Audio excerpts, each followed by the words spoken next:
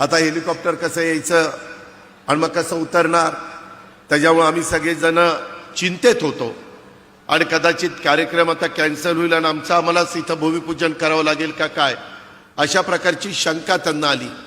येताना हेलिकॉप्टरमधनं सुरुवातीला नागपूरला बरं वाटलं, परंतु नंतर जे ढगात हेलिकॉप्टर शिरलं, इकडं बघतोय ढग तिकडं बघतोय ढग, आणि आमचे देवेंद्र फडणवीस निवांत गप्पा मारत बसले.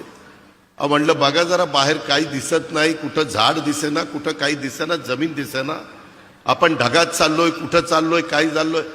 म्हणले काही काळजी करू नका.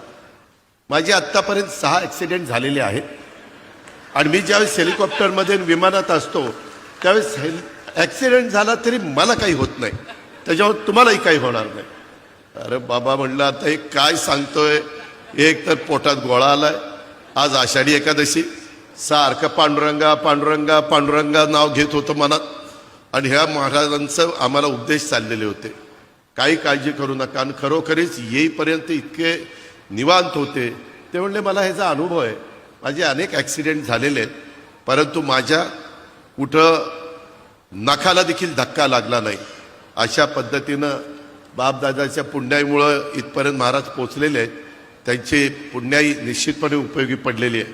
परंतु मित्रांनो, एकंदरीत खरोखरीच जरा सगळेजण धाकधूकच करत होते. माझ्या उजव्या बाजूला उदय सामंत भेटलेले होते. मला म्हणले दादा दादा जमीन दिसायला लागली खाली खाली. मग म्हणलं बरं बाबा बरं झालं जमीन दिसायला लागली. मित्रांनो, गमतीचा भाग जाऊ द्या, परंतु एकंदरीतच सगळ्यांनीच काळजी घ्यायची असते.